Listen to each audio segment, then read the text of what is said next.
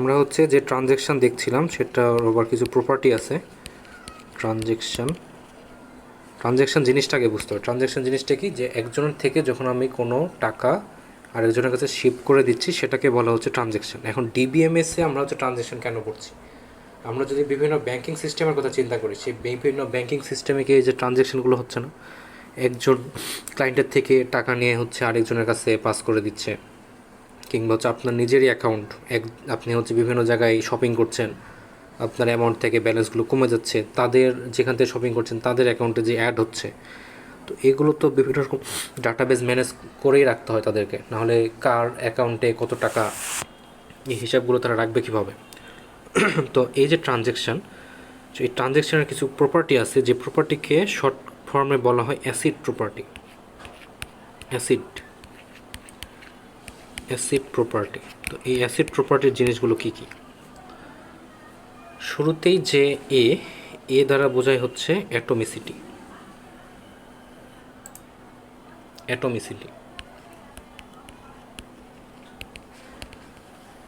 এরপরে সি দ্বারা বোঝায় হচ্ছে কনসিস্টেন্সি।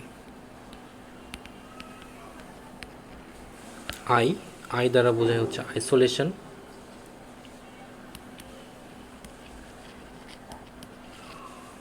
আর ডিতে বোঝায় হচ্ছে ডিউরেবিলিটি। তো এই হচ্ছে এ, সি, আই, ডি, এগুলো নিয়ে হচ্ছে অ্যাসিড প্রপার্টি। তো এই যে অ্যাটমিসিটি, এই জিনিসটা বলতে কী বোঝাবে, কনসিস্টেন্সি বলতে কী বোঝাবে, আইসোলেশন বলতে কী বোঝাবে, ডিউরেবিলিটি বলতে কী বোঝাবে, এগুলো একটু দেখার দরকার। তো অ্যাটমিসিটি জিনিসটা কি? অ্যাটমিসিটি এই জিনিসটা বলতে বোঝায় হলো যে অল অর নাথিং। এখন অল অর নাথিং কী জিনিস? ধরেন যে আপনার যে সিটি ব্যাংকে অ্যাকাউন্ট আছে, ইসিবি ব্যাংকে অ্যাকাউন্ট আছে, সিটি ব্যাংকের অ্যাকাউন্টে আপনার 1000 টাকা আছে, যেটা আপনি ইসিবি ব্যাংকে পাঠাতে যাচ্ছেন। এখন যদি এমন হয় যে সিটি ব্যাংক থেকে আপনার টাকাটা কেটে নিল, কিন্তু ইসিবি ব্যাংকে যে সেটা অ্যাড হলো না, তাহলে কিন্তু এই ট্রানজ্যাকশানটা আনঅ্যাকসেপ্টেবল হয়ে যাবে। আমরা অনেক সময় যে এনপিএসবি করি, বিএফটিএন করি, তো এগুলোর সময় কি হয় যে এক ব্যাংক থেকে আমরা টাকা ট্রান্সফার করে আরেক ব্যাংকে টাকা দিতে চাই। এখন যদি আপনার এমন হয় যে ট্রানজ্যাকশানটা পুরোপুরি যদি কমপ্লিট না হয়, তাহলে দেখবেন যে আপনার কিন্তু আবার আগের রোল ব্যাক করে, মানে আগের অ্যাকাউন্টে টাকাগুলো ব্যাক চলে যায়, যদি ট্রানজ্যাকশানটা পুরোপুরি না হয়। তো এই জন্যই বলা হচ্ছে যে অল অর নাথিং, হয় আপনার হচ্ছে এক ব্যাংক থেকে আরেক ব্যাংকে যে টাকাটা আপনি শিফট করতে যাচ্ছেন সেটা পুরোপুরি শিফট হবে, অথবা ট্রানজ্যাকশানটা পুরোপুরি ফেল করবে। তাহলে এটা দ্বারা কী বোঝাবে? ট্রানজ্যাকশান আইদার ফুললি কমপ্লিটেড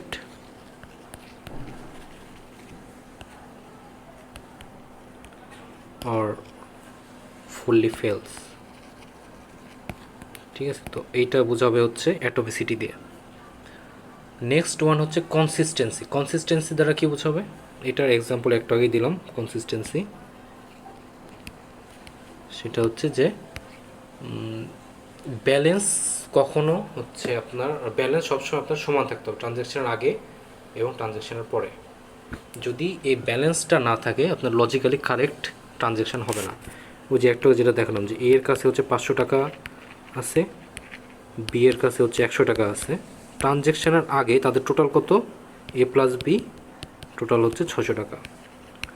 এখন এ যদি বি এর কাছে 100 টাকা সেন্ড করে, তাহলে এর টাকার পরিমাণ কত হবে? 400 টাকা। বি এর টাকার পরিমাণ হয়ে যাবে 200 টাকা। সুতরাং ট্রানজ্যাকশনের পরেও এ প্লাস বি করলে দাঁড়াবে কত? 600 টাকা। এই যে আমাদের হচ্ছে কনসিস্টেন্সি মেনটেন করছে, ট্রানজ্যাকশনের আগেও 600 টাকা, ট্রানজ্যাকশনের পরেও 600 টাকা। এটাকে বলা হচ্ছে কনসিস্টেন্সি প্রপার্টি। মানে after the transaction the database must remain logically correct, মানে এদের হচ্ছে ভ্যালুর পরিমাণটা সেম থাকতে হবে। এরপরে হচ্ছে আইসোলেশন জিনিসটা কী বোঝাবে?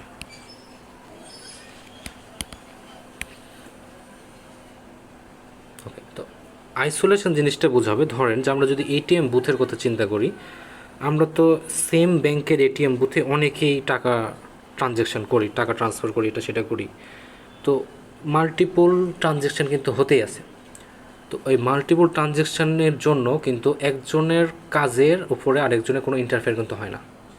প্রত্যেকের কিন্তু আলাদা আলাদা ট্রানজ্যাকশান সে করতে পারে। প্রত্যেকটা ক্লায়েন্ট যে হচ্ছে কার্ড পাঞ্চ করে সে কিন্তু তার নিজের ব্যালেন্স চেক করতে পারে, তারপর ক্যাশ ডিপোজিট করতে পারে, ক্যাশ নিতে পারে, ঠিক আছে? তো যে কোনো কাজই কিন্তু সে করতে পারে। প্রত্যেকটা ট্রানজ্যাকশান, মাল্টিপল ট্রানজ্যাকশান এট এ টাইম যেগুলো হচ্ছে তারা কিন্তু একটা আরেকটার দ্বারা এফেক্টেড না।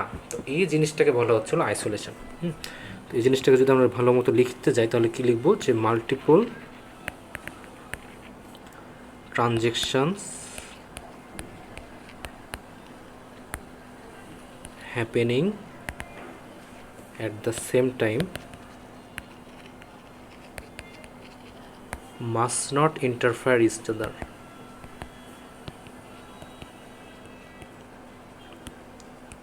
ঠিক আছে? তো এটা দ্বারা আমরা বুঝলাম যে এট এ টাইম যতগুলো আমরা ট্রানজ্যাকশান করি, বিভিন্ন ক্লায়েন্ট বিভিন্ন এটিএম বুথে যদি কাজ করে, কারো ট্রানজ্যাকশানের জন্য অন্য কারো ট্রানজ্যাকশান কোনো এফেক্ট পড়বে না। নিজে নিজেই সেটা করতে পারবে, আলাদা আলাদা হচ্ছে ট্রানজ্যাকশান হবে, কোনো সমস্যা হবে না।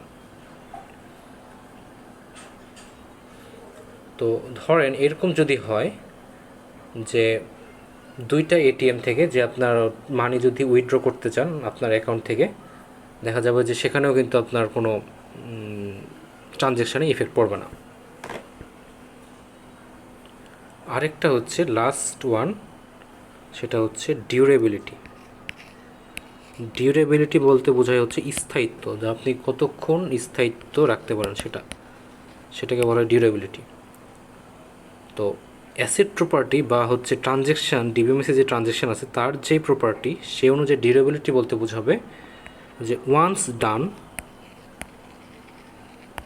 ইটস ফর এভার ডান, এরকম একটা কন্ডিশন। তার মানে কি, যে আপনি যদি কোনো কিছু একটা দেন তাহলে এটা সারা জীবনের জন্য দিয়ে দিচ্ছেন, এরকম type. Once done it's forever done. তো এটা আসলে কি বোঝাবে?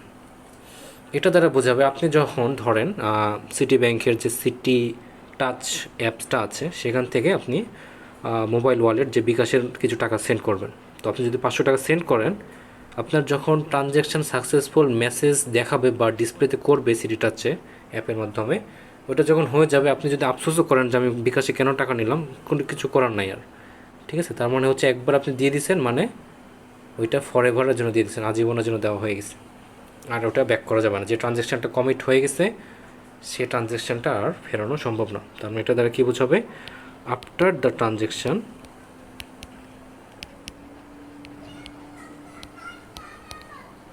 after the transaction is committed, after the transaction is committed,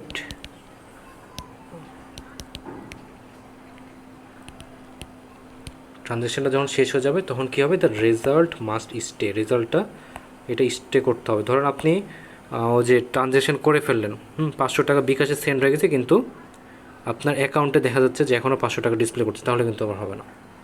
আপনার যেই রেজাল্টটা হবে, রেজাল্টটা কিন্তু ওটা ডিডাকশান করেই কিন্তু রেজাল্টটা ডিসপ্লে করতে হবে। ট্রানজ্যাকশান হয়ে গেছে মানে আপনার সিটি ব্যাংকের অ্যাকাউন্টে টাকাটা কাটবে, বিকাশের অ্যাকাউন্টে টাকাটা অ্যাড হবে, এরকম হলে ট্রানজ্যাকশানটা সাকসেসফুল হবে, এটাই কিন্তু আপনাকে হবে। এবং এটা স্টে করতে হবে, must stay, result must stay. যদি এমনটা হয় যে আপনার রেজাল্টটা স্টে করছে না, তাহলে কিন্তু হবে না, মানে ট্রানজ্যাকশানটা কমপ্লিট করবে না। তো একটা ফুল ট্রানজ্যাকশান যদি আমরা বলি একটা সাকসেসফুল ট্রানজ্যাকশান, তাহলে কিন্তু এই 4টা জিনিস আপনাকে পুরোপুরি মেনটেন করতে হবে, যে অ্যাটমিসিটি, কনসিস্টেন্সি, আইসোলেশন, ডিউরেবিলিটি। তো অ্যাটমিসিটি জিনিসটা যদি আমরা আরেকবার বলি, অ্যাটমিসিটি জিনিসটা কি, সেটা হচ্ছে যে আপনি পেমেন্ট যখন করবেন পুরোপুরি পেমেন্ট যেন ক্লিয়ার হয়, আপনার অ্যাকাউন্টে যেন টাকাটা পুরোপুরি কেটে যায়, অন্যের অ্যাকাউন্টের টাকাটা যেন ঠিকঠাক মতো চলে যায়, পুরো ট্রানজ্যাকশান প্রসেস যেটাকে বলে সেটাকে বলা হচ্ছে অ্যাটমিসিটি। কখনোই হাফ ডান যেন না হয়, যে একজনের থেকে টাকা কেটে নিছে আরেকজনের টাকাটা অ্যাড হয়নি, তাহলে কিন্তু এটাকে ট্রানজ্যাকশান বলা যাবে না। এটাকে হচ্ছে অ্যাটমিসিটি বলবে। নেক্সট যেটা ছিল সেটা হচ্ছে কনসিস্টেন্সি। কনসিস্টেন্সি বলতে কী বোঝাবে, যে আপনার যেই ব্যালেন্স, অন্য যে অ্যাকাউন্টে আপনি হচ্ছে ব্যালেন্স সেন্ড করবেন, ট্রানজ্যাকশানের ঠিক আগের মুহূর্তে আপনাদের দুজনের ব্যালেন্সের পরিমাণ, ট্রানজ্যাকশানের পরে আপনাদের দুজনের ব্যালেন্সের পরিমাণ অবশ্যই সেম থাকতে হবে, কনসিস্টেন্ট থাকতে হবে।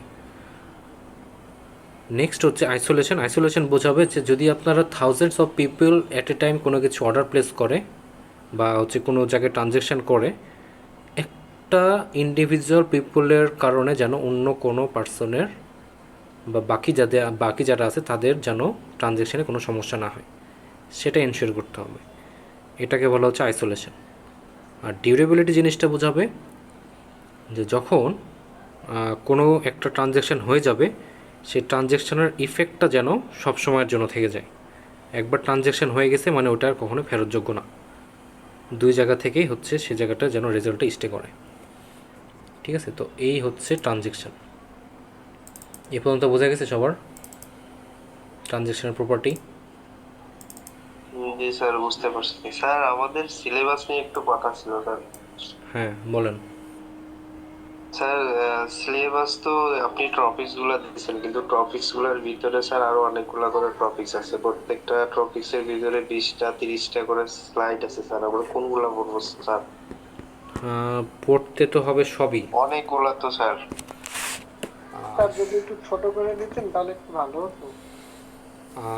ছোট করে দিতে তো হলে টপিকই মানে স্লাইড কমাইতে হবে, কারণ স্লাইড কমাইতে হবে বলতে টপিক কমাইতে হবে, কারণ কিন্তু স্যার টপিকের ভিতরে টপিকগুলো একটু স্লাইডগুলো তো কমায় সবই দিতেন। লাগবে, সবই ইম্পর্টেন্ট।